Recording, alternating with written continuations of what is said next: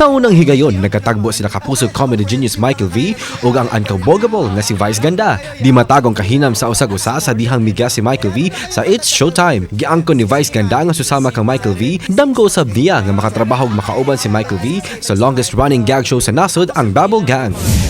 Proud moment sa mga Pinoy ang pag-ukit sa Filipina-Argentine K-pop idol nga si Chanty, human siyang labing unang idol nga adunay dugong Pinoy. Kauban ang yang K-pop girl group nga La Pilos, mipasundayag sila sa LA K-Con stage ngadto sa Los Angeles Convention Center.